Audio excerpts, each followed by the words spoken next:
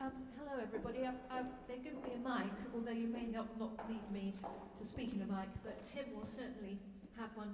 I just want to introduce lovely Timothy Redmond to you, who does classes for us all through the year with the piano department in conducting from the keyboard and also in how to work with conductors, because obviously when you're a pianist and you learn a concerto, you're completely focused on this tremendous virtuosity and pianism of playing your concerto part.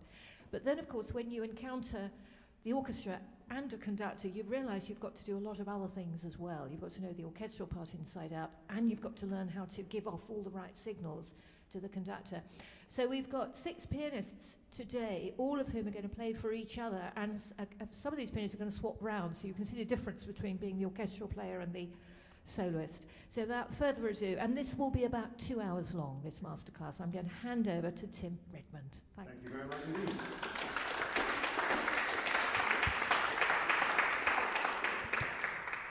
I think we should start with some music.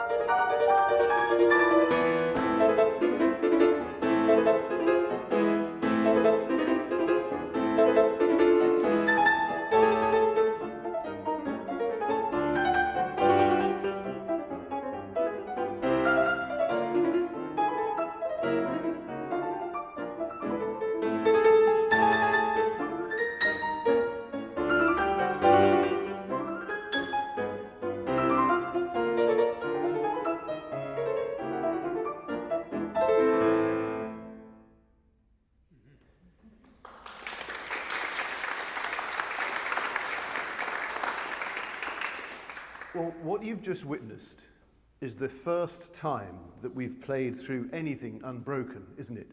Because in our preparations for this class, we decided to make our prior rehearsals, just an hour long, as close to reality as possible. Because very often, conductor and soloist only meet one another just before the first rehearsal. And so we were talking in that hour about what information we need to give one another, how to ensure that kind of unified approach. And we thought it would be interesting to kind of deconstruct this process a little bit. First thing to say is my positioning here is kind of super optimum. Never in real life do you actually get to see the pianist face on like this with the orchestra next, because the conductor is usually behind here. And as you can't see me, so I can't see what's happening with the piano. Accompanying a piano concerto is strangely one of the most alienating aspects of conducting because of the lid. So obviously, you position yourself so that you can see one another. But as we are doing this, that's what it feels like, isn't it, when it's doing a concerto? What we're trying to offer you is an insight, if you like, into how we make this work. And so I'm going to take this microphone, and I'm going to ask either of you. You're both going to speak, so there's no getting out of it. But as you were playing the solo, how did we decide on the tempo early on? What did we talk about? We decide if the tempo is too slow, I will try to speed up when I start playing my theme. That's what we agreed on. We did. Did Yes. we need to do that? No. But I think it was a great tempo, so I Oh, don't thanks so speed up. much. Yeah.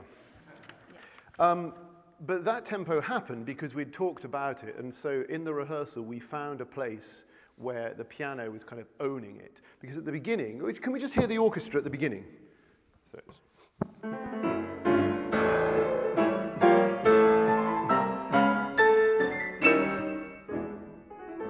So the orchestra has the control of what the tempo is, therefore the conductor. So if that's too slow or too fast, it's for the pianist to correct.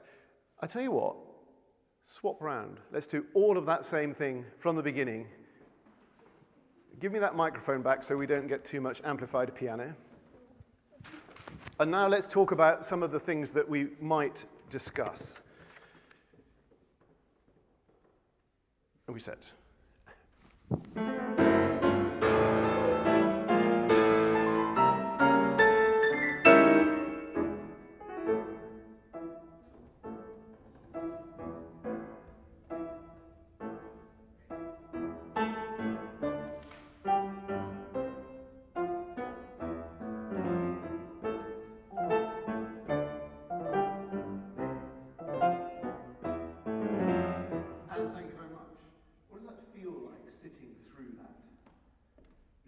Just been involved at the very beginning. What happens when you suddenly don't play? What's going through your mind?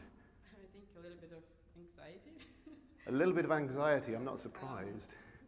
But also, I guess I try to catch the movement of the orchestra part so that I can start my own solo part. So even from the beginning, you're listening to what's happening in the orchestra so that you're going to feed off that? Yes. Yeah, okay.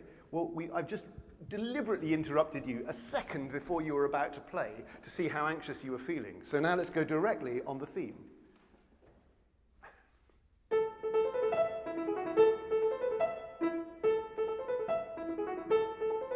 And thank you very much. I'm sure you know this from having listened to it, but just listen to what the piano part is.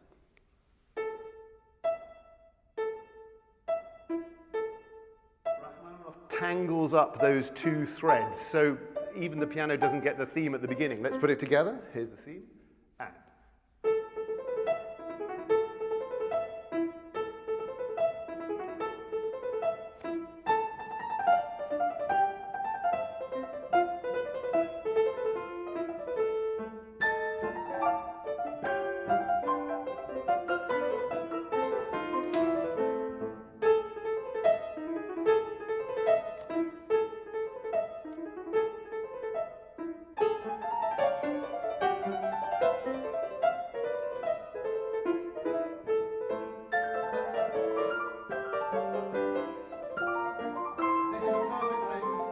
This is a perfect place to stop because at this point, suddenly, the orchestra at figure 5 has this. Can we just hear the quavers? And. So that's all the first violins, the second violins, and the violas, quite likely 30 or 40 people playing jump, jump, jump, jump, jump, whereas the piano has at figure 5. So we have to make sure, thank you, beautiful, beautiful, beautiful. We have to make sure that from that moment we're really tied together. Up until now, essentially, Rachmaninoff has laid out everything very cleanly, the distribution of the music and the dovetailing. Figure 5, we have to start to put it together. Let's play. And.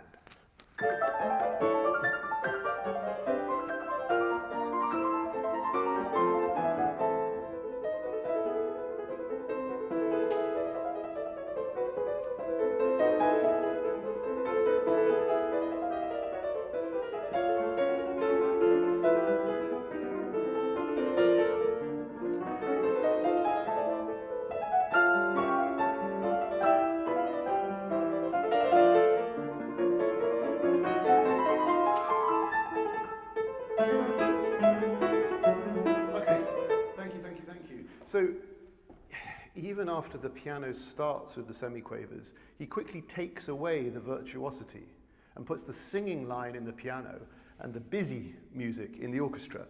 This is our first gear change, isn't it, that we've just arrived at. So what are you thinking at the più vivo? What are you giving me? How do I know what speed you want to do? I mean, it is a little bit easier here to control the speed of the orchestra part because the soloist is the one who starts. And I guess it's just if you want to go a little bit more fast and have more movement, you just do it fast. So you just go? Yes. And you expect me to follow? Is Yes. that what you're saying? Fine, Yes. yeah.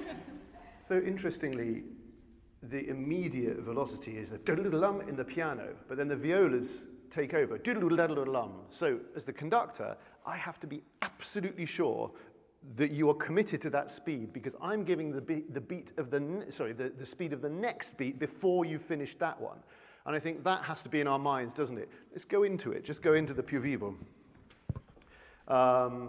Maybe figure 7, how's that? And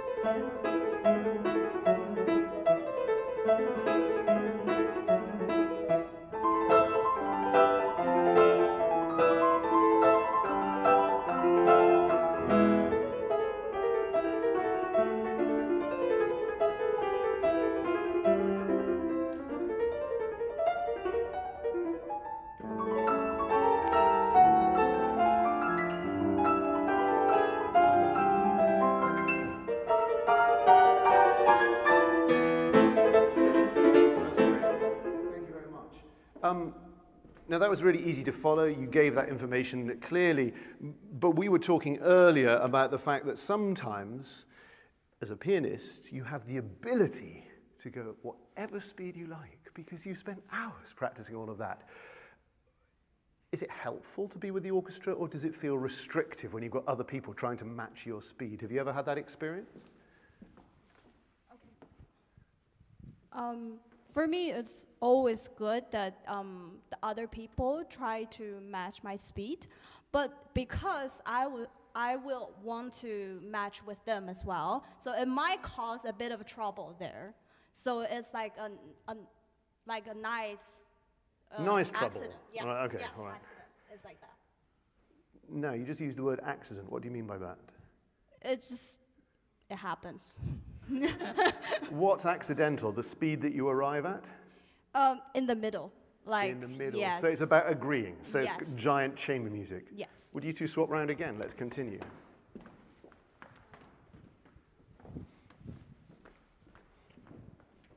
Let's go directly on variation 5, tempo precedente. Now here, are you staying all the same dynamic, or are you doing echoes, or what are you going to do? Different dynamics. Okay. It's worth saying that this is absolutely standard at this point, but it's not in the score. So so I'm listening and second guessing and then asking the orchestra to copy. So here's variation 5. And.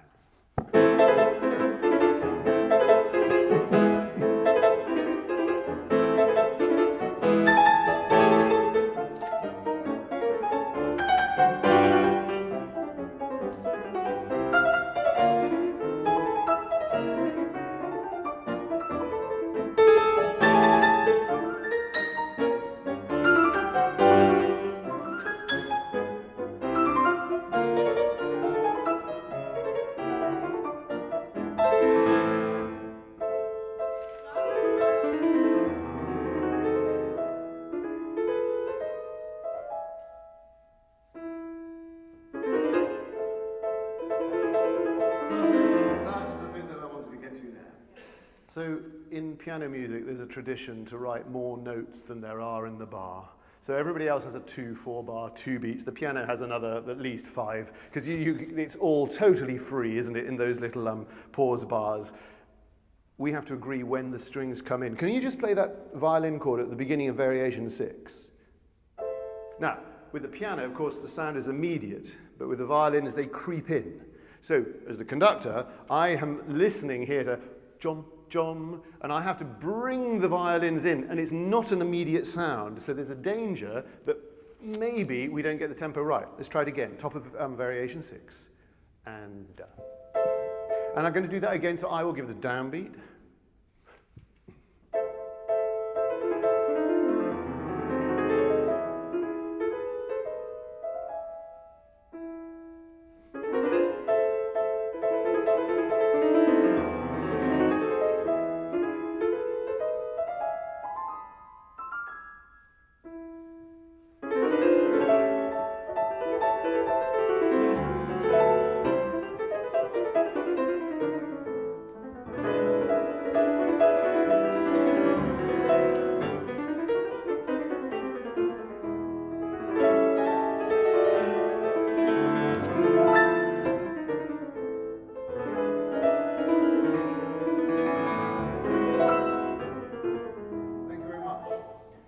Favor, could you play from the upbeat to 15 and just do it without me? Upbeat to 15 together? Yeah, so you start.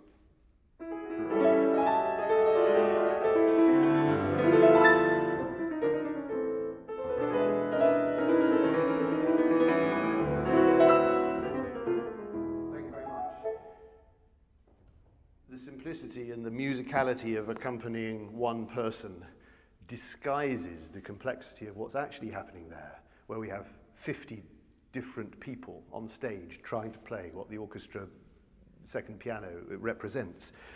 And so I think, we were talking about this earlier, as a pianist working with a colleague and without a conductor, sometimes you can buy yourself a little bit more freedom than you might be able to get with a whole orchestra. An orchestra, there's a delay to the sound. Fractional, but you can calculate it.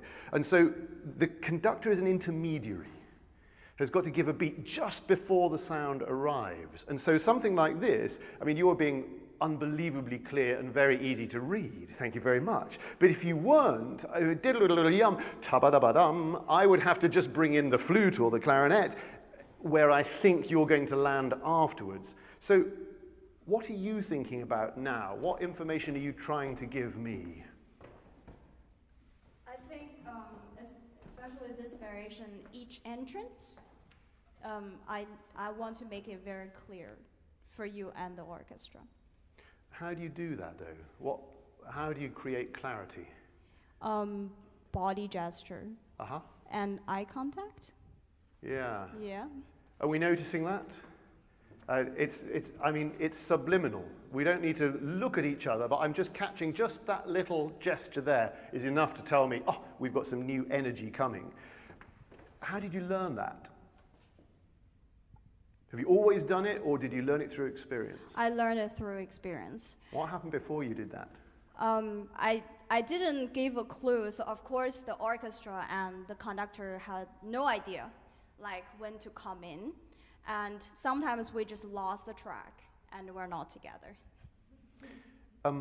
Any kind of dance music, whether through the centuries, is going to have, whether it's folk dance or modern pop, rock, whatever, there's a regular beat.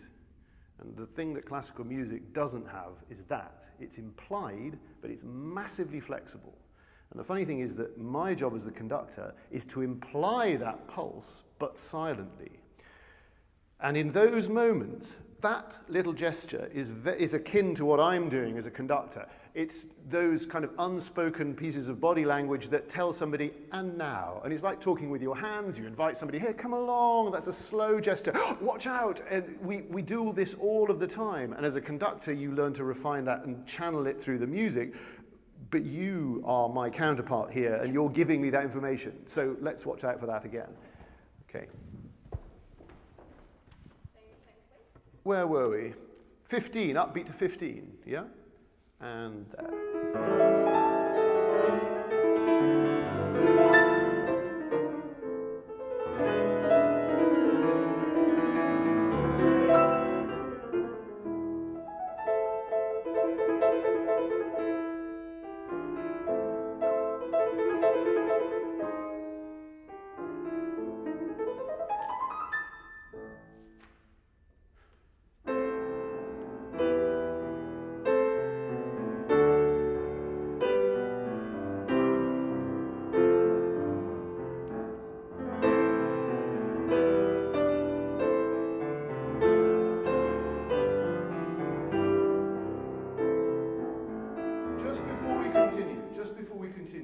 worth noting that we've reversed roles. Usually the orchestra has this big sound and the piano is kind of battling against it. Here we're put into a very quiet position and the piano is mezzo forte, pesante, heavily, and we're just playing bom, bom, bom, bom, bim, bom. So even though the orchestra is moving, the piano is singing and dominating the sound. And again, that affects our relationship of how this is working. Let's continue on 18.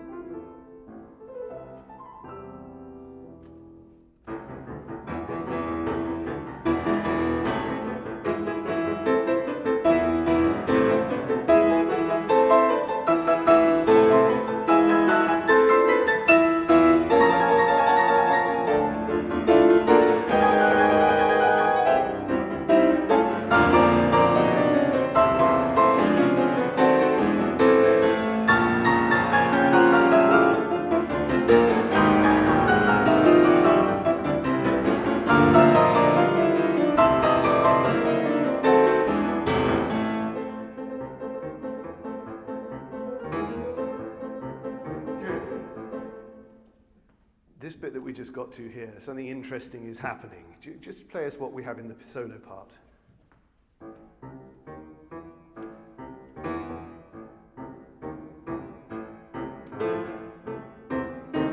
Very good. And woe betide you if you're the conductor and you listen to that and think it's on the beat, because it's not, it's all off the beat.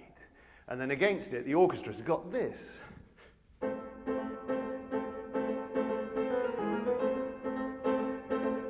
In the orchestra we have taka, taka, taka, taka, triplet, triplet, and in the piano we have all hard offbeats there. So we have 2 against 3 constantly, and together it's this in variation 9 and.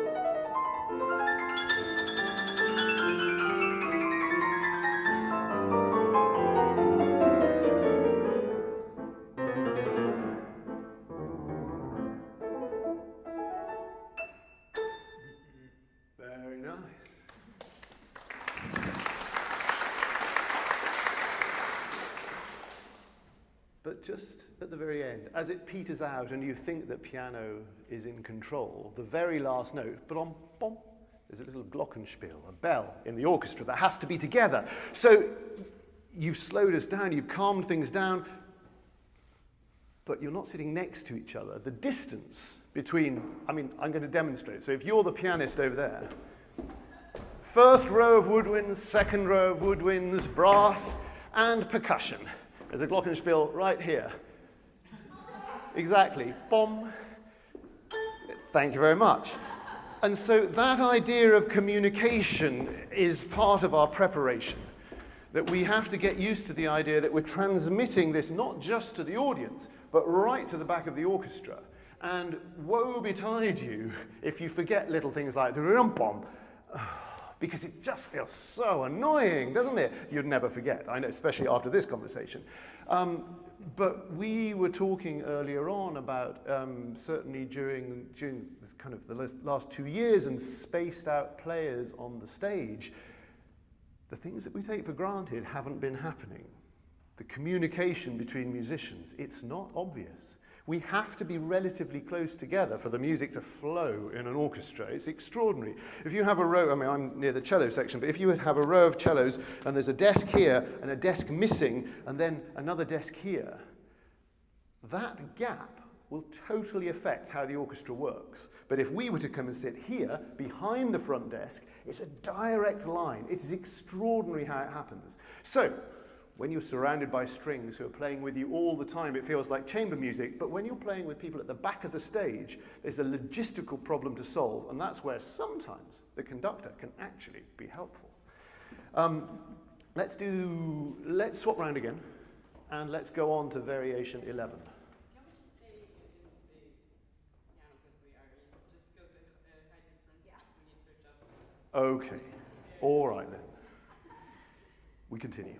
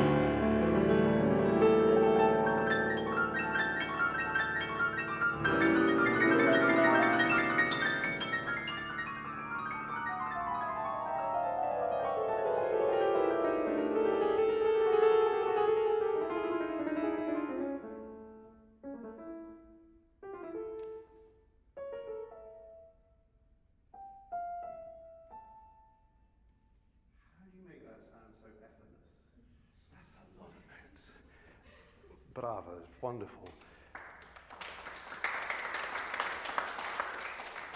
But this little corner, this piece is actually quite user-friendly for pianist, conductor, and orchestra. Rachmaninoff has constructed it in such a way that it's usually quite obvious, but there are always points in a concerto in which you have to calculate how to bring in an entry so that there's flexibility enough that the soloist can really feel free, but we need a clear beat for the orchestra to come in. And just where we have, do you mind just playing the little bit that we talked about? Maybe you could go from the top, from the veloce. Yeah. That's all in the piano's control. Now, don't be. Thank you very much. Just do those last dum dum dum dum. We're just listening out for that. And then the harp comes in. So, as a pianist, it's very helpful for you to understand how the conductor is thinking for those pieces, for those moments. And this is not one of the more complicated ones, but in the second piano concerto and in the Emperor, which we hear a little bit of later, there are definitely parts where you can most certainly miss the cue.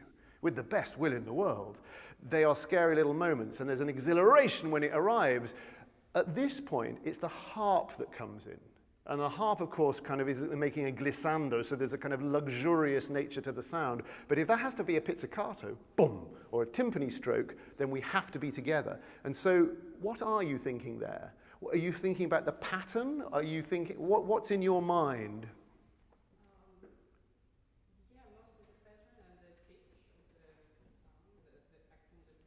Can we just hear that?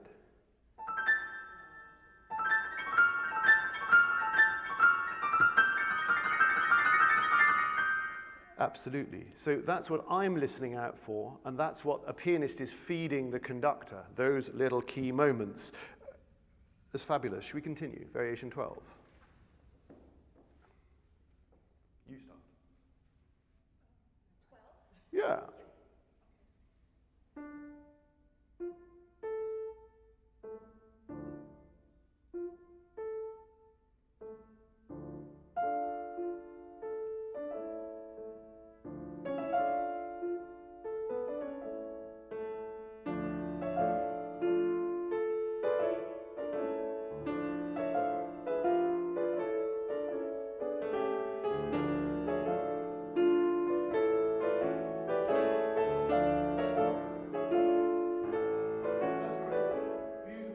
Effortless, totally together. Now let me see if I can be a bad conductor. I want you to follow me, and I'm going to do my best, which might not be good enough.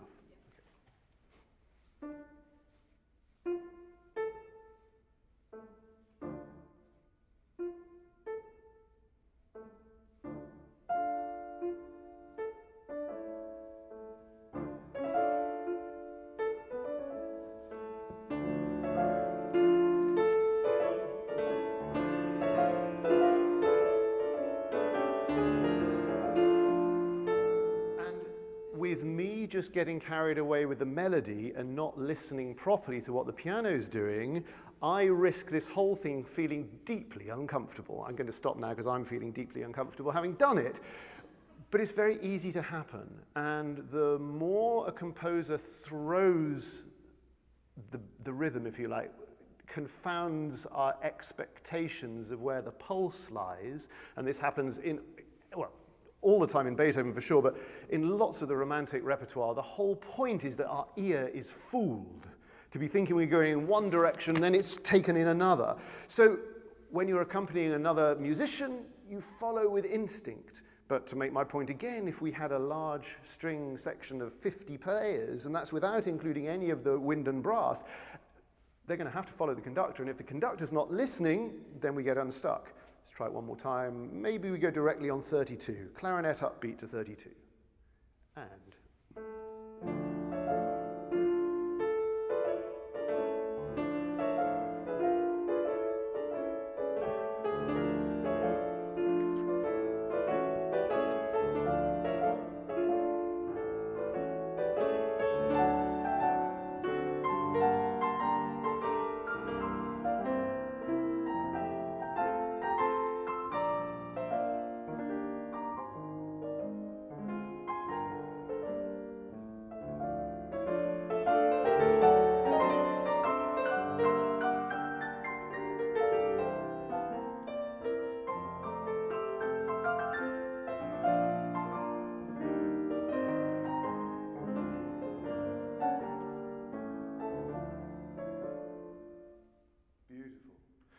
So we can achieve that degree of flexibility, but there has to be connection. And as the soloist, you can't just go off on a tangent without just checking in, or at least we hope not.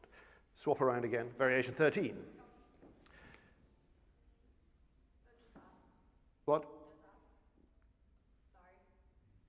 Yes, so we're going to swap roles again, but stay in the same place. And.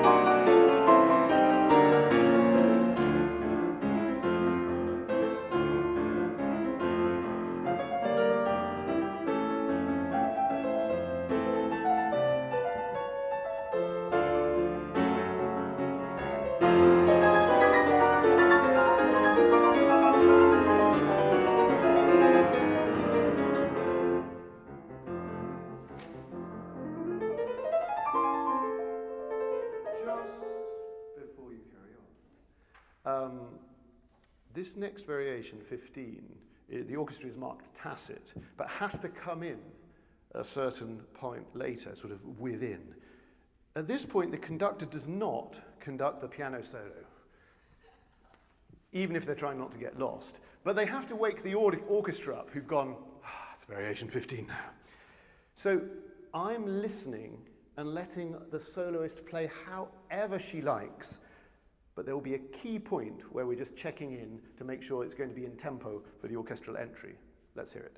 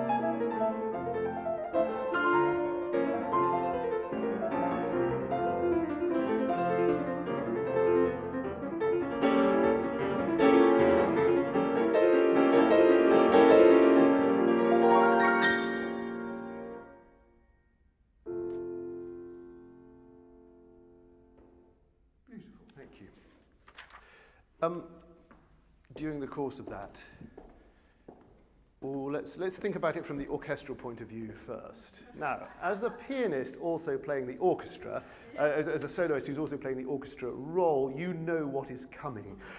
But can you just tell us what that feels like to accompany that moment where you have to come in after the free section? What's going through your mind as somebody who plays all of that herself, but now being the orchestra? What are you thinking? Well, it's actually a little bit awkward to start because it starts. Ah, interesting. It's more awkward to play the orchestra than the solo part. Carry on. Yeah, it starts with an upbeat of a one quaver, and then the melody is mostly like crotchets and minims, and so it's a little bit. You have to be at the right point, and then also in the end of figure 40 as well. This entrance is also very awkward, I'd say. Yeah. But I just listen to the melody and the beats of the solo part. I'm going to just stop you there. The listening to the beats of the solo part is super important. And sorry, thank you very much. Sorry to stop you, but I think you made an excellent point. I'm just going to say, you played the opening part, and then I marked where those beats were, and then suddenly you just took matters into your own hand and slowed down again. What am I supposed to do? I've just given the tempo. Yeah. But you've suddenly slowed it down again. Yeah. So actually what I'm doing is I'm listening to those main beats, and I'm allowing any number of notes to happen within them. So by which I mean, if we're thinking ta-ta-ta-ta-ta-ta-ta-ta-ta-ta-ta, now that's totally in tempo, but what I'm hearing is yabba-dabba-dabba-dabba-da-pa-pa-pa-pom. There's still tappa-tappa-tappa-tappa-da in every beat, but each of those notes is allowed to take as much time as they want. So as the conductor, I have to have a fluidity about that. It's no good being rigid, even though I'm bringing the orchestra in, and I would just love you to play a little bit, just on your own, kind of to demonstrate what you're doing, maybe going into 41 or something, as you wish, just choose a bit, and we're going to listen out for that. I'll just go 4 bars and 41. But we don't need the orchestra. Okay.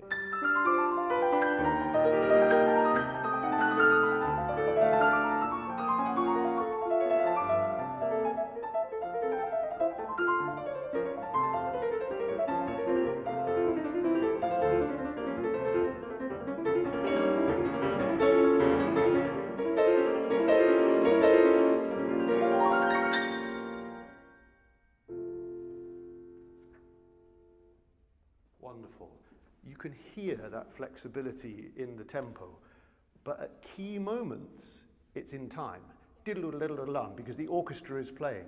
we can't go around those corners. We have to be in time when we're playing 1 and 2 and 3. But whenever it's you on your own, you have that permission. Let's just talk about the very last thing that you have. Can you just do that last flourish, please? Just that much. Just play it again. Now, during the course of those notes, 4 horns, seated up there, have 4 separate notes, and they begin quietly. And they make a crescendo, and they have to finish, vom, with an accent, exactly as you do. And that communication, what are you aware of when you're playing? Are you thinking about the horns, or are you just trusting that the conductor will bring them in? I mean, it's actually funny to say, but I probably imagine I was staring at the horns. I'll just make sure that they're playing that accent. So you are thinking about that. Yeah. When you're playing all of those millions of notes, you're just thinking about the horns playing their one note with a crescendo. Yeah. What a pro. Thank you. But then you have to leave that up in the air and resolve the chord. What happens next?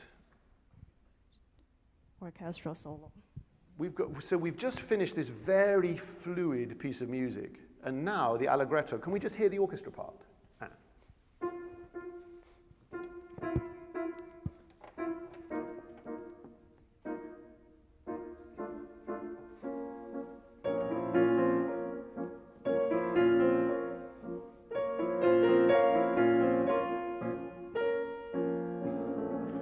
Very good. Now, we didn't discuss that tempo, we just found it. What if I, as the conductor, decided to do something a little bit different?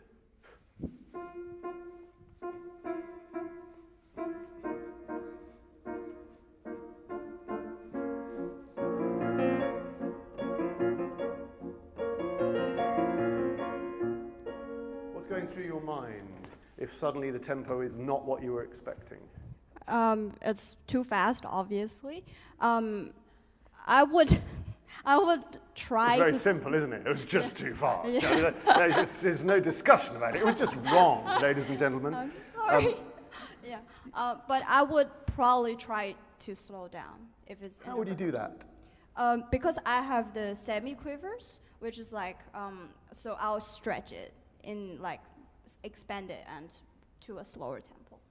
Yeah. As a conductor, you have to plan ahead and work out, well, what is it that defines the tempo? What causes the maximum, if you like? And very often it's a moment of virtuosity or poise, and if you were to be too fast, the soloist won't be able to play all the notes, or the character is just wrong. Same thing goes if you start it too slowly, and then there's no flow to the music. So let's see if we can do that again, and see if you can correct the tempo, okay? So this is the beginning of the variation again.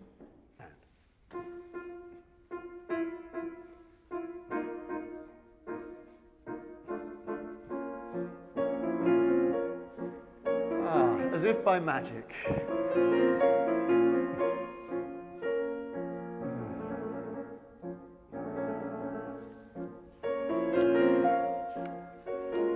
That's lovely. Thank you very much. And so it doesn't take very much. And then everybody's back in the right place. And the relationship between soloist and conductor and orchestra is absolutely intertwined. And very often the orchestra is in a better position to catch certain moments or judge the feeling. Because as I say, as the conductor, you're behind this lid here. You're not open. And the concertmaster of the orchestra will often just find what they know the soloist is after. And as the conductor, you're part of that. And sure, you're giving the tempo, but you're also aware of that interaction. Thank you for demonstrating that, because that does actually happen in concertos, and it goes both ways. So the soloist might set off at one speed, and the conductor knows that actually we can't manage that in the orchestra. Let's just skip ahead slightly, and I think just because it would be wrong not to, should we have a bit of 18?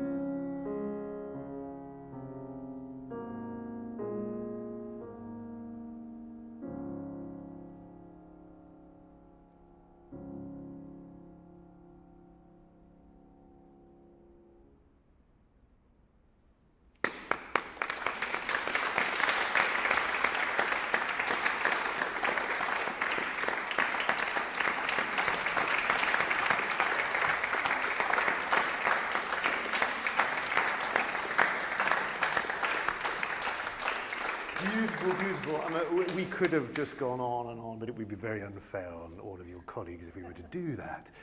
Worth saying, of course, is just in that kind of gorgeously indulgent, luxurious, ya-da-da-dee-dum, the whole point is the piano has triplets while the orchestra has 4 notes. So it's always pushing against one another, and that's the whole point of that. It's never going to kind of sit perfectly, and it's that tension that causes those kind of beautiful releases into the melody.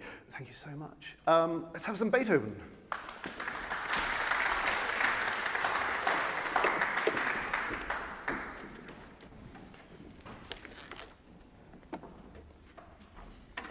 We're going to start this in a slightly different way. It's going to involve me sitting down, if you don't mind.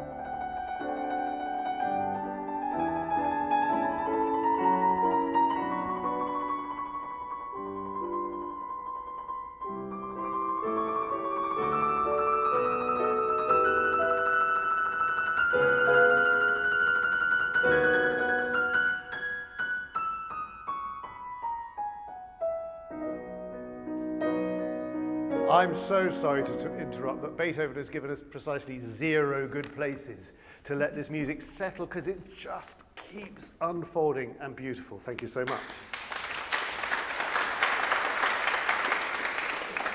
So, of course, the classical concerto wasn't designed to have a conductor in the way. It was going to be directed from the keyboard in the middle of the orchestra, so easy communication with everybody. We've talked a lot about this, haven't we? And we've done some classes and we've thought about how it is to direct from the keyboard. And I thought what would be interesting now is if you and I can kind of swap notes on what we might do in different roles. So first thing to say is, does it feel good to start that music yourself instead of some conductor getting it wrong? Or does it feel like the weight of responsibility on your shoulders? Which one? Should I take that one? You probably should. It'll be much better for everybody. Thank you very much. No, for me personally, it feels very natural to conduct the beginning.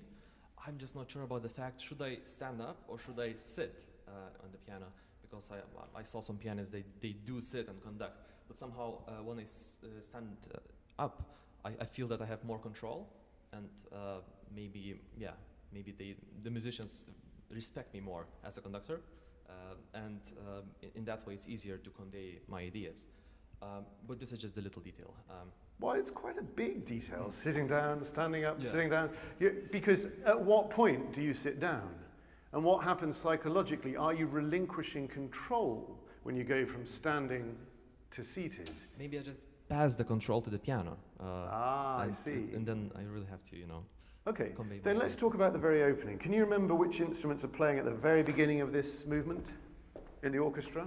Yes, so it's while the strings. The strings, exactly, but they're split in half, aren't they? Upper strings are playing Yeah. bowed, lower strings pizzicato. Precisely. Do that again. That requires one method of conducting. Just do it one more time. And then the sustain sound, this. And you have just finished the end of this triumphant first movement. Boom, bim, bum, adrenaline coursing through your body. And you have to stand up, go, okay, calm, pizzicato, arco, together, and I don't know how you do it. I frankly do not know how you get to the end of the first movement of the Emperor and then find that calmness, because it's a very different feeling, isn't it? So what would you have to do psychologically or even physiologically? How do you get to that calm place for the second movement when you're just playing the piano? What do you need to do in your head? Oh, so maybe, of course, taking quite a lot of time after the first movement because it's such a massive piece of music. And after that, really start thinking about the beautiful B major, which is going to appear in the strings. So You're yeah. picturing that in your mind. Yes. When you start conducting it, are you thinking about the entry of the piano, or are they separate issues? Sorry. Are you thinking about what you're going to play on the piano? Are you thinking about those arpeggios and so on, or are you just thinking about the string quality at the beginning? No, I'm just thinking about the whole mellows of the piece. That the mood is completely different and it's very calm. But at the same time, you have to keep the phrase going, because if you really, I mean, of course, on the piano we can't really. Once we press the key, it dies away. And I really now have to imagine that, the strings are in front of me and they can sustain the sound and connect the notes. That's why maybe the tempo I chose today was a little bit on the slow side when playing with both pianos, because it's really, really hard to connect the notes when they're slow. Okay. But yes. Do me a favor. Can you just play the first two bars of the piano entry and then go back to the beginning and conduct? So just play us the first two bars that you have on the piano and then go right back to the beginning.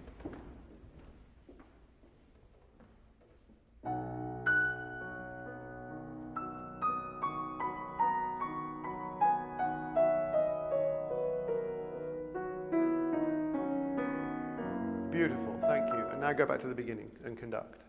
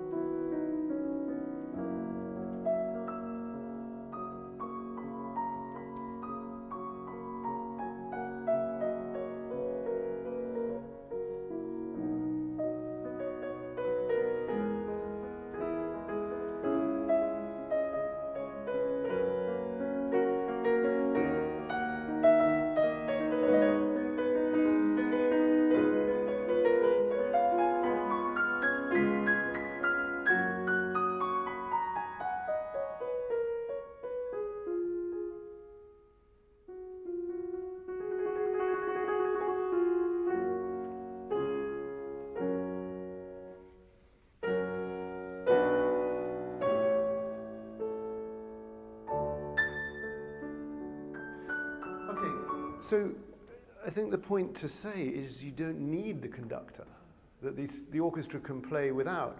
But even in this simple, calm music, there is a role to be had for the pianist to be able to just concentrate on what they're doing and let somebody else connect those sounds. Because you cannot, can you, think about everything. Oh, there's the viola on the fourth beat, and there's the cello coming in there, because you have to concentrate on what you're doing. Which means then the responsibility is with the orchestra, which can be decided and rehearsed and agreed upon, but it's much harder to make those decisions in the moment without a conversation. So just by me being there, it changes, Bo-Cheng, how you're playing, for example, those placements of the chords. Before, you were just following Ignace and you were beautifully playing a piano duet, and then I was forcing you away from what he was doing to just place that chord there. And it's a very subtle thing, but by introducing a third party, if you like, it has the potential to open things up. But I'm going to get out of the way again now, because what I would like to, what we're going to talk about now is after the, oh actually no, something came up in our rehearsal that I'd like to discuss now. If I say, can we go from bar 39, what does that mean to you? Yeah, okay, that worked, did it? You got 39. That means torture. That means torture. Okay, very good. It's embedded in the brain. But why does it say 39 in your part? Because you've written it in. Oh, yes, I You did. have written it in. You've ruined the whole point of my explanation here. And that is, the extraordinary thing is, if you were to buy a printed, you can still get them, reprints of 19th century orchestral scores, which are provided with precisely 0 bar numbers and only very sporadic rehearsal marks. And when you consider how slow this music is and how many bars it covers, there are no reference points. So if you stop your rehearsal in the 19th century, you just can't go, can we go from bar 47? Because then people have to go, right, hang on. 1, 2, 3, 4, 5, 6, 7, 8, 9, 10. Seriously, that's exactly how it is. And in fact, the horns, famously, in this second movement here, only come in. Well, they play the first few. They play a little bit, don't they, at letter A, and then there's kind of 40 bars rest with absolutely no reference points. It just says 40 bars rest, and then they have to come in with one of the scariest entries in all horn repertoire, just playing boom this chord. So that tells us something extraordinary, that once upon a time, we could take it for granted that we knew where we were going from, or we just never stopped. But we had this conversation, didn't we, about matching additions. So you're playing from one version. Yeah. I'm conducting from this score, which is a newer Breitkopf thing, which has bar numbers and rehearsal marks. But I might have the Bärenreiter score, which is a whole different thing. And often, these things are barred differently. Somebody has chosen how to define what the bar numbers are. So in our rehearsal, just before the orchestral rehearsal, as soloist conductor, we have to just make sure that we know what we're talking about, or we waste a huge amount of time, don't we? Have you ever had that experience? Oh yes, I did. So Oh, it's go on, really tell important us. too. Yeah, No, so it's nothing interesting, but yeah, I just had a rehearsal of Mozart K467, the C major concerto. C major, yeah. And yeah, we had the different editions, and it was quite terrible, because I didn't have bar numbers, so I had to mark some letters and make it more. But yeah, it's true that we have to, we will save lots of time if we have the same bar numbers. And Yes, and as soon as we get out of the 19th century, we're safe. You can't really go wrong in the 20th century. Everyone agreed that bar numbers are a good thing, and there aren't very many options of how many publishers. But anything of this vintage, this is definitely an issue. Okay, so we're agreed, because you've written it in. We're going to go from bar 39. And what are we listening out for here? Well, the fact is that you have these trills and offbeats while the orchestra is on the beat. So let's see how this works.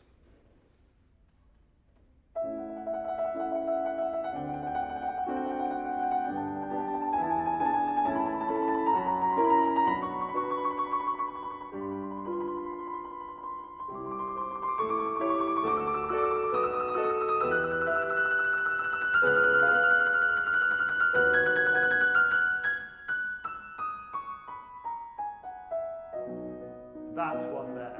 What's the difference between the chord that we just arrived at in the orchestra and what was happening before? Pizzicato.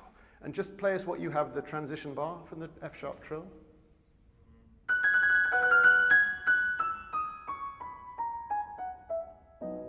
So, if you're directing that from the keyboard, the information that you need to give on ta-da-ta-da-bom is for your 30 or 40 string players to be able to play bom and absolutely be together.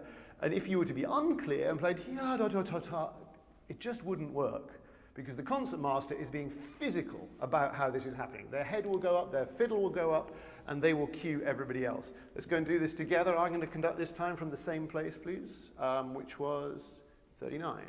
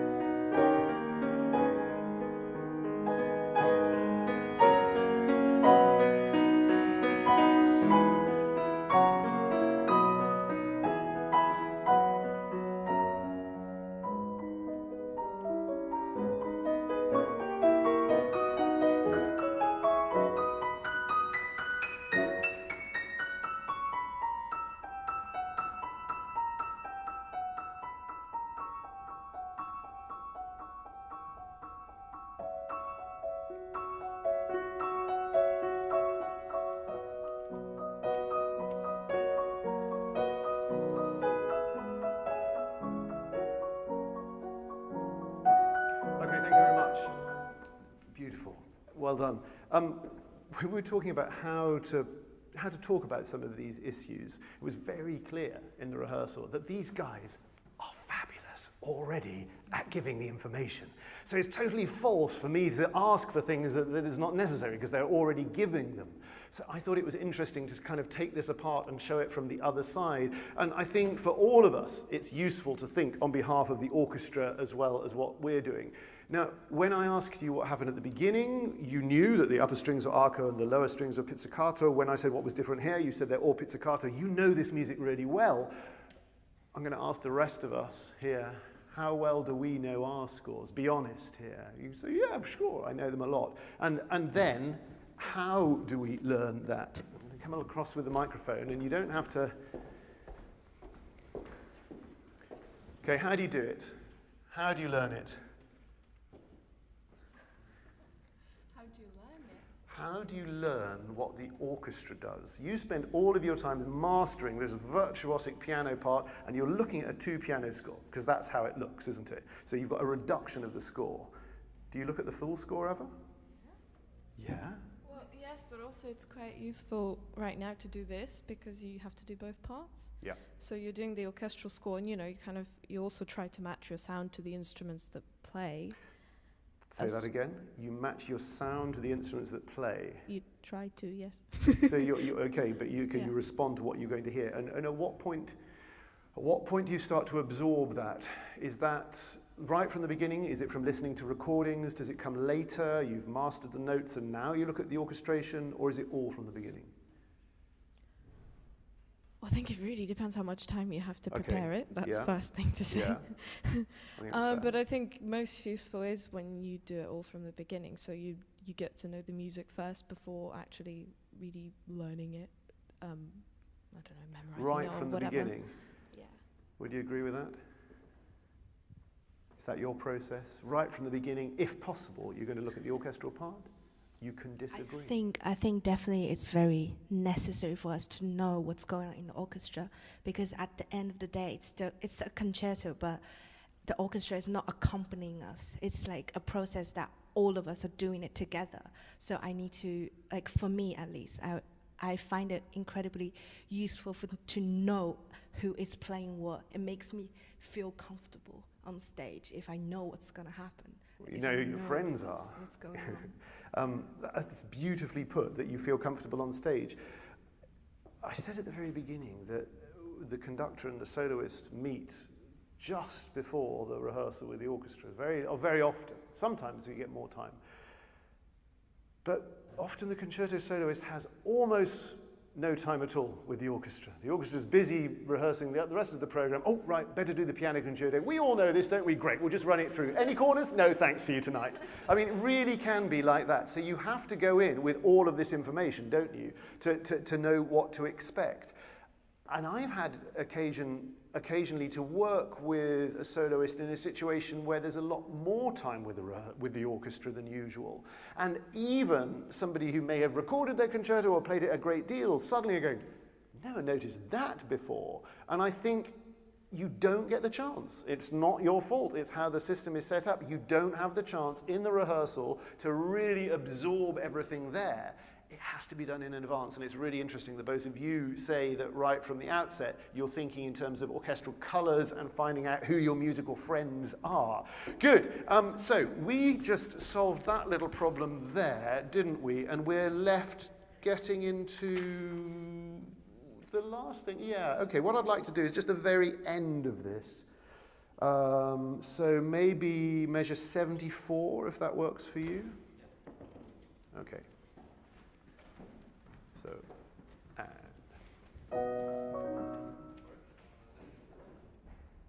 74. You see, this is what happens with the bar numbers when they're different and all the rest of it. Before the end of the movement, 1, 2, 3, 4, 5, 6, 7, 8, 9. And.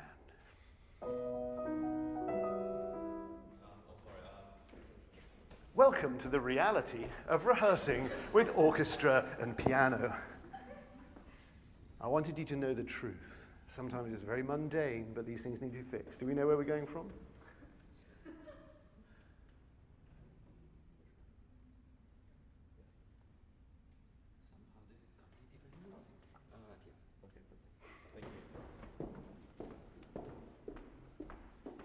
Okay.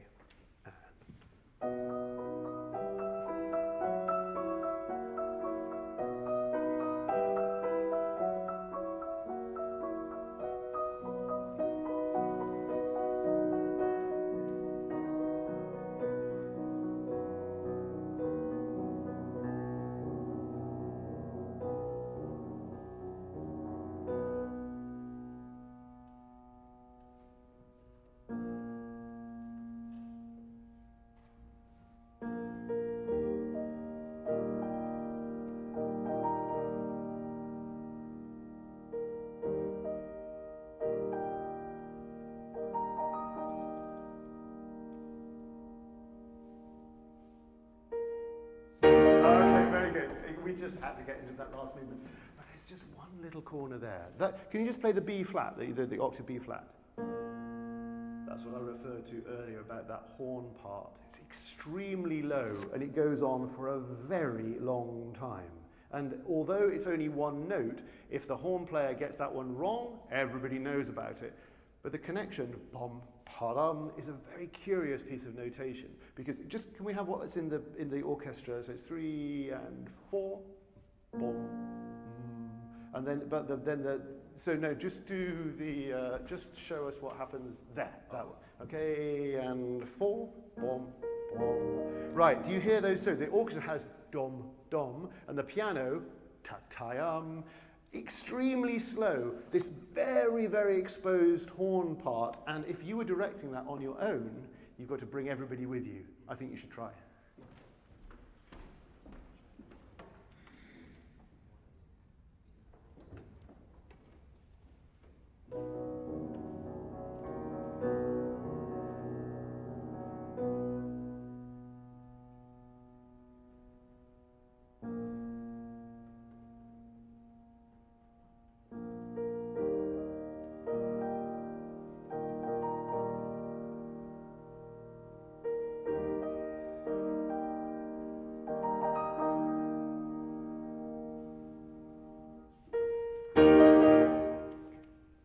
Much indeed.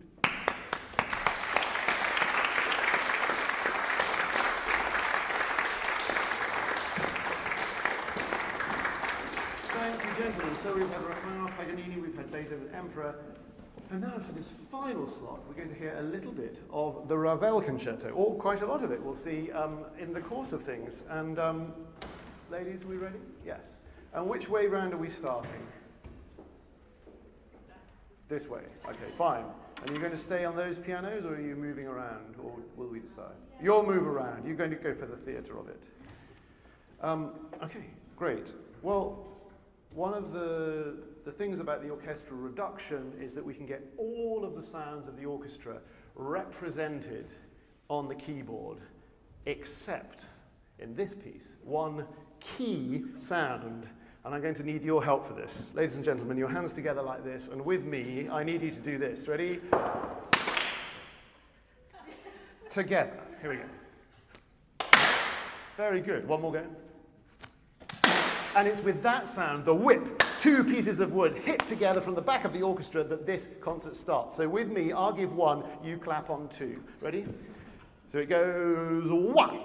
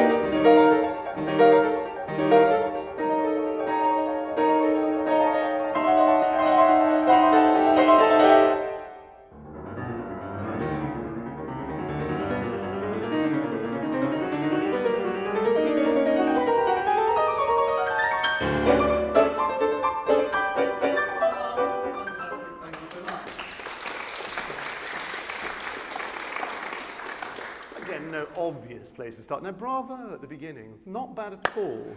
The single clap, which the late, great Barry Cryer used to refer to as an applause, singular.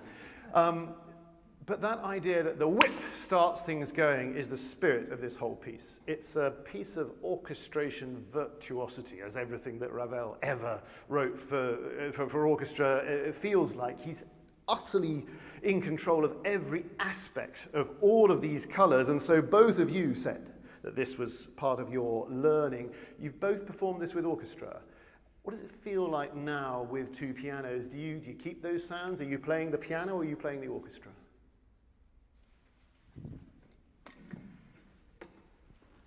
It's a very smooth segue there. I think you'll agree. Well, I mean, I hope I'm showing any other instruments that are in there and it doesn't just sound like a piano. I hope that, and I'm trying to do that. But no, that's what you said, because actually when we're teaching conducting and we're using two pianos, I'll often say to my students, you are not conducting a piano. This is an orchestra through the voice of a piano, and it just happens to be laid out by this. But it was interesting because you were really watching me for a lot of those cues, and you didn't need to, because you could have just been doing it as a piano duet. But that told me that you knew the function of your role, if you like, here, that as the orchestra you need to watch me because actually we need to agree on some of these tempi. Exactly. So the other thing I was going to say is, because you two are going to swap around and all the rest of it, in this piece of music there are a lot of driving rhythms, aren't they? Digga-digga-dagga-digga-dagga-digga-da. When you're playing the orchestra part, is that influenced by what it feels like to be a concerto soloist in this, or does it feel, is it a different feel, or is it exactly the same? I'm intrigued because you swap so often in this piece, like who is in control? Yeah, well, I think actually in this specific concerto there's a lot that repeats both in the solo part. So I think it does help to know both parts very well. And I think, well, I mean, obviously, as playing an accompaniment, I don't know it as well as the solo part. But then, I mean, actually, most of those difficulties come in the third movement mostly, but in the first it doesn't come, like especially the rhythmical stuff, it mostly comes in the third movement, I think. Absolutely. Now, just hold on to the microphone. We talked about a specific place here, didn't we, that it's coming up, where we're going to be thinking about tempo, aren't we? We're going to be changing the speed. And I just thought that might be worth kind of flagging up, because we're going to talk about it shortly. So we've just got to figure 18. Can you play us again the flourish from 17, and then we'll continue. Hang on to the mic, just put it on the stand for now.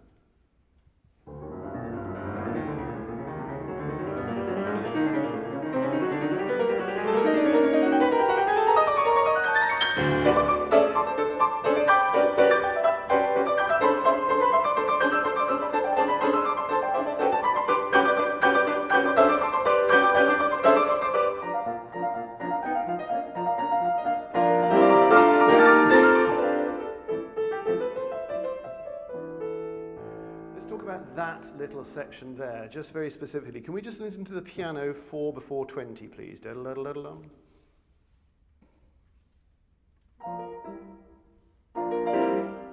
Yeah. Just play the left hand so we can hear that.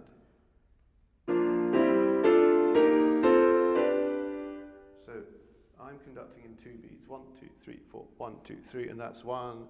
1, 2, 3, 1, 2, 3, 1, 2, 3, 1, 2, 3, 1, 2, 3, 1. So dam, bam, beam, beam, boom, bum. I've got rhythm. It's very kind of jazzy, Gershwin-esque. There's a lovely story about Gershwin wanting to go and study with Ravel in the 1920s. And Gershwin goes to Ravel and explains the situation. And Ravel says, well, how much do you earn? And Gershwin tells him, and he says, better be a first-rate Gershwin than the second-rate Ravel. This kind of jazz influence and the cross rhythms are key to this. The point being, it's not just in the piano. It's also in the divisi string section. And so half the strings are playing with the left hand, half with the right hand. And you can be as fluid as you like with this ta vi vi va, but we have to find that as well. And then slow down, yum tum ti da da da di da da ti pa bum, and hand over to this new speed. There's a lot going on. Why don't we go from 19? So that's orchestra from 19, and then we'll come in.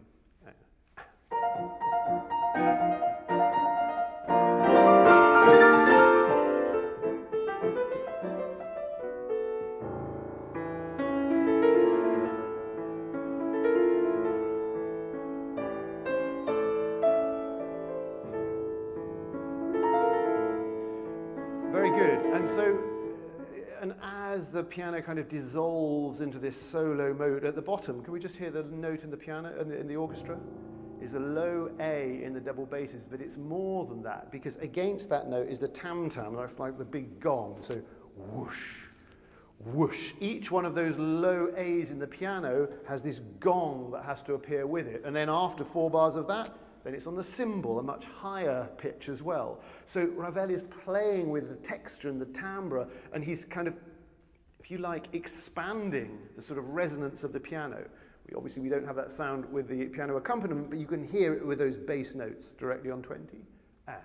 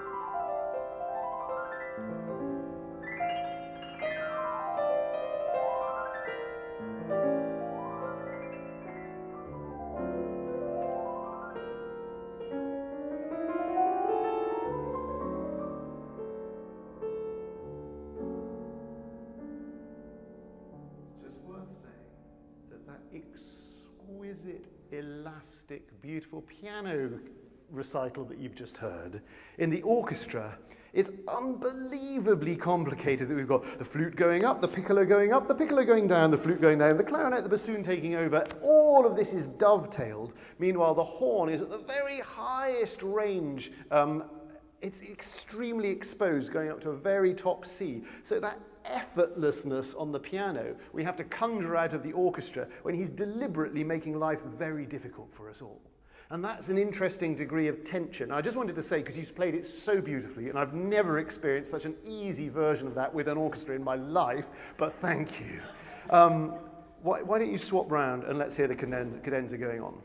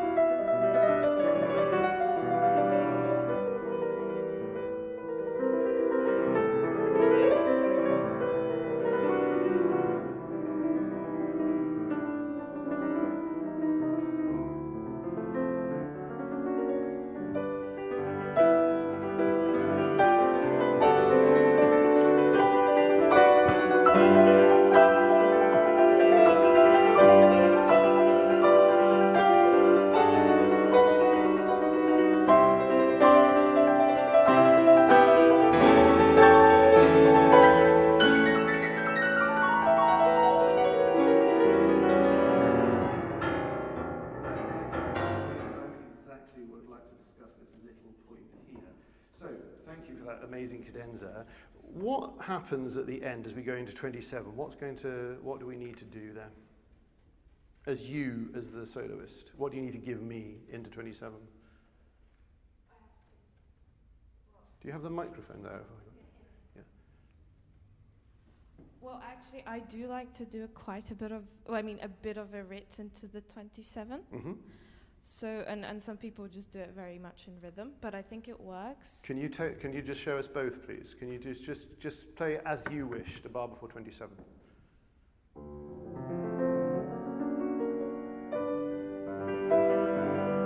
And so the whole point of playing like that is it loses all sense of time. But meanwhile, you've got an orchestra of 60 people all going, when do we come in? So we have to find a way of communicating. So how are you going to show that to me? Or to the orchestra. Just demonstrate now, if you would, just with it. Exaggerate slightly. Yeah.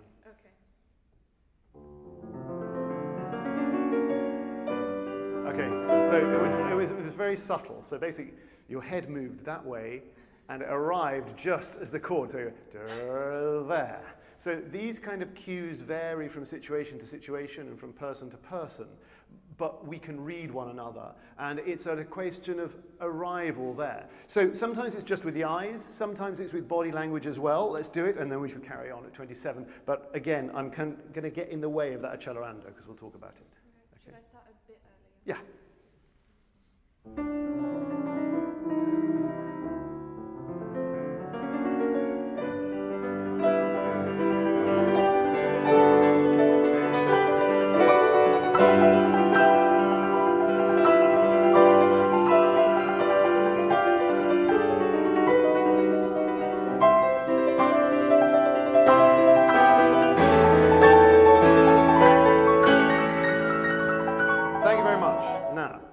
Figure 28, you're going to drive us into the next section, aren't you? Yeah. Would you mind just playing us the top notes of each group at 28? Yeah, exactly like that, and carry on.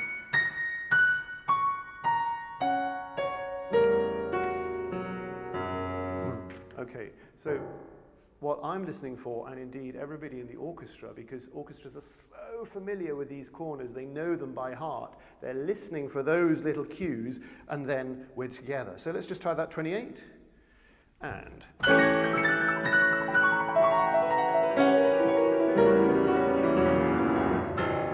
Right. So before you are aware of that, you just hear a whole load of notes, and oh, we've just arrived somewhere.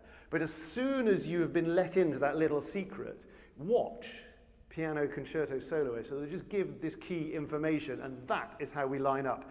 Let's do the cello again, maybe from 2 before 28. Ta da dee dum, and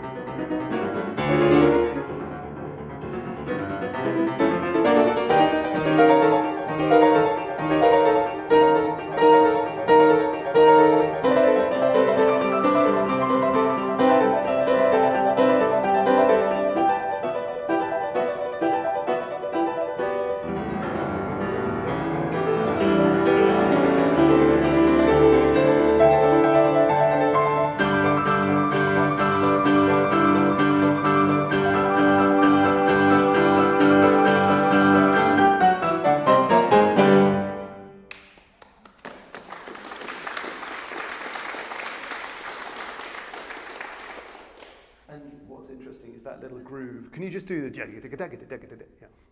Just where after the cello that we just talked about, just start at the figure 29. Oh, right.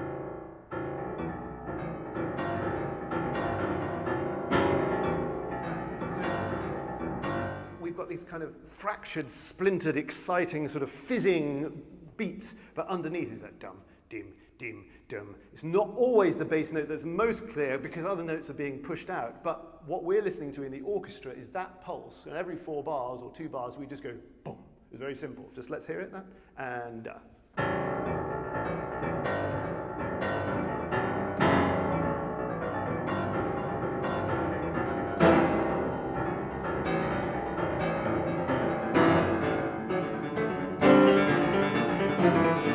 thank you very much indeed. And so those inner rhythms are the things that lock us together as concerto soloist and orchestra. And it's extremely satisfying, that little bit there, because everyone has got that same groove. Second movement, totally different thing that we're listening out for. And again, it's about ambiguity. It just plays the very beginning of the second movement, and we'll just talk about this. Because this is notated in 3/4 time, but we hear this.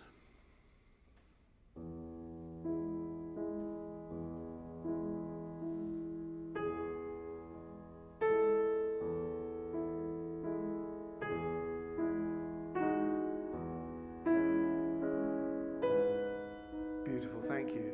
So right from the outset, it's so blatantly clear that it's going 1, 2, 3, 2, 2, 3, and we hear ta-dee, and then it's not, and then it's in 3 and 2 simultaneously, and it's kind of, polished sides of diamonds gleaming as we feel our way, and it's so rotational, isn't it? That feeling of ambiguity, which on the piano alone is one thing, but then he brings in the orchestra. Beautiful as it would be, we don't have time for all of that introduction, but maybe we could just have 2 bars before figure 1.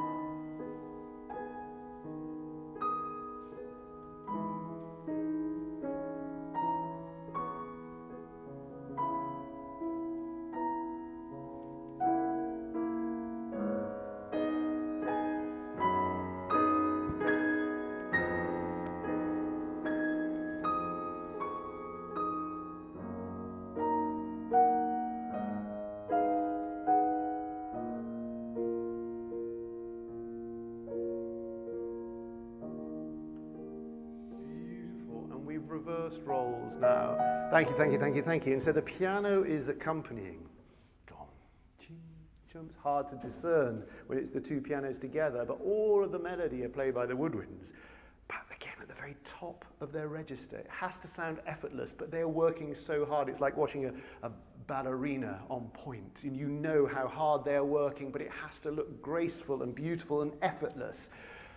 And so he's creating tension even in this simplicity. So it's ambiguity in the rhythm and tension within where he's putting these instruments. Let's move on and let's swap round because it feels only fair. And maybe we should go, I'd love to go into figure 5, and so if we could 4 before 5, if that makes sense. And 3.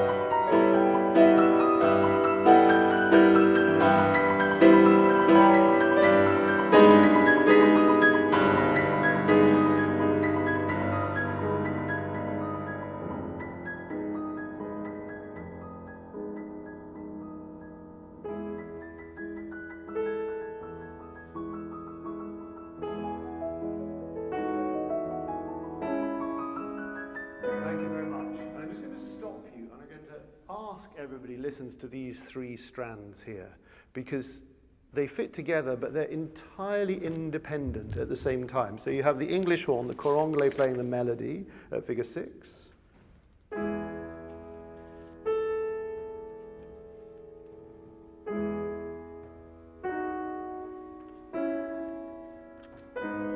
And then we have the left hand of the piano at figure 6.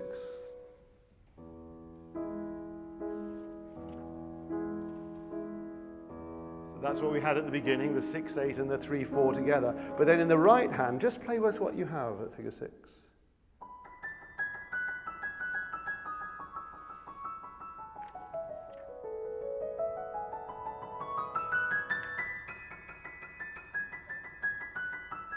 Beautiful, and it has a life of its own as the tension goes here and there. So you have the cor anglais singing this beautiful melody, and then the piano kind of sparkling, kind of gemstones through all of it. Figure 6 together, and 3, and...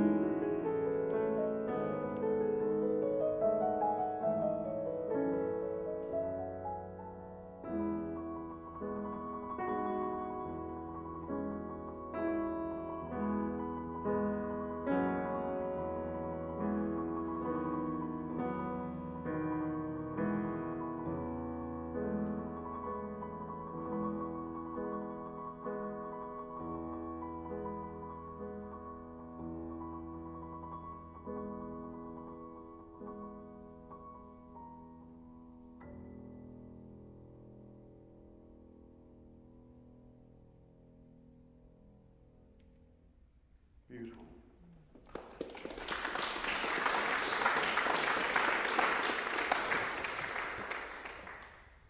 What's going through your mind when you're playing all of those endless 30 seconds and so on? What are you listening to? What's in control? Is it the right hand? Is it what you're listening to from the orchestra? Is it the left? I am being very aware of what's going on in the orchestra, because you are the one who's bringing the melodies out, and my right hand create this shape of like going up and down, and I need to follow the different things, because there is some bits that is it's like a scale, but there is some bits like so I try to have this different character when I'm playing this beautiful, like shiny things that sounds like snow. It sounds like an effect, but yeah. I'm just fascinated because we were talking earlier about what happens between the beats and this kind of loose tension that holds all of the structural points together. But between that, anything can happen. But you have to control. You can't just go faster without thinking about how it's going to land again. So just as you demonstrated, ya pop pop pop pom, that has to unfold onto the next beat of the bar. I mean, I think if you were to kind of analyze what's happening in our brains when this is happening, it will be extraordinary because we're perceiving such a lot at the same time, and yet the feeling is effortless at the same. What about playing this in the accompaniment here? Does this feel like a walk in the park compared to playing all of those little notes as a soloist, or does it have a different responsibility? I think it has a different responsibility because I have to always be aware that the soloist might take a bit of time, but then also if you take some time, you have to bring the time back. Do you know what I mean? Does that make any sense? I can't explain it very well. No, that is exactly how it is. That is exactly how it is. That rubato, I mean, literally robbed time. If you take something, you have to give it back again. And we have to think, otherwise it becomes indulgence rather than expression. But the point is that movement allows such unbelievable freedom compared to the outer movements. And I think we should, we have 10 minutes. We should listen to some of the presto where we just don't have any of that. Do you want to swap round again?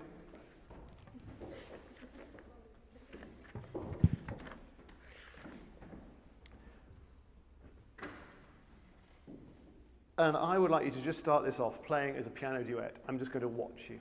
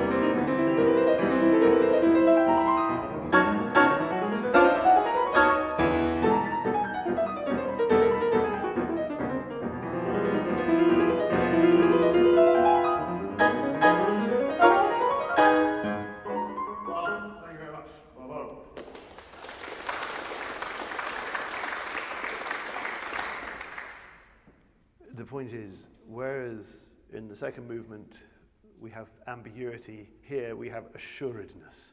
And that feeling of jump, jump, jump, jigga-digga-dum needs no conductor if everybody is listening and hearing one another. The challenge, as always, is just making sure that on stage that really does happen. And we're not sitting next to each other, so the conductor is actually a metronome for a lot of this. Doesn't have to do anything else but make sure the time is kept, cue the instrument, and keep the thing on the rails. Let's see what happens if I am conducting just for a little bit of that, maybe even figure 9. Yep. And 1.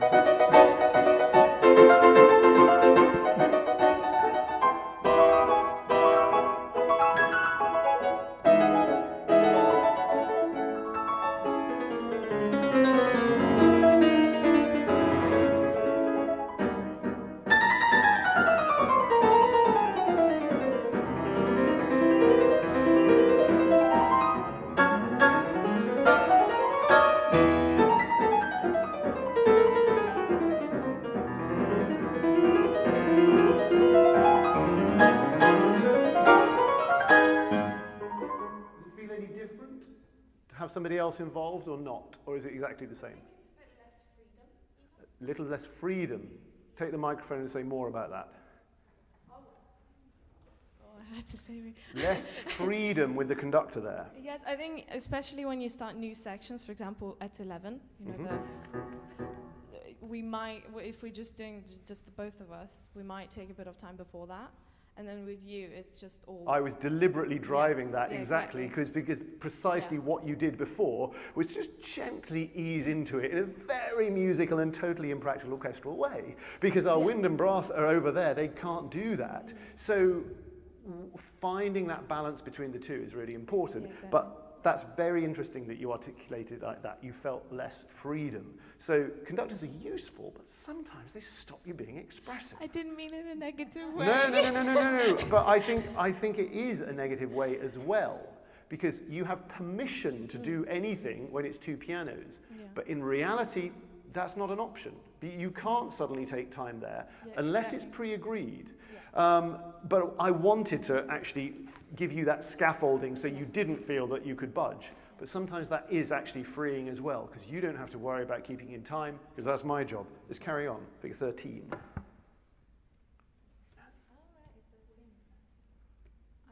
We got figure 13. It's just where we stopped. Yeah?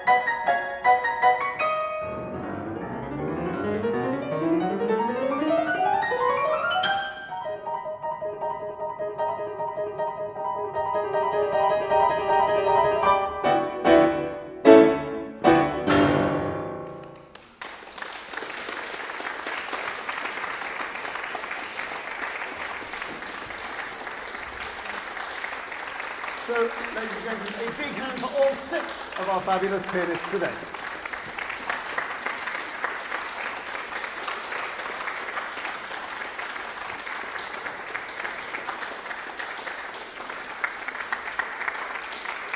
Thank you very much for joining us, and I hope you spot some of those tricks of the trade next time you're watching a concerto with an orchestra. Thank you very much. Okay.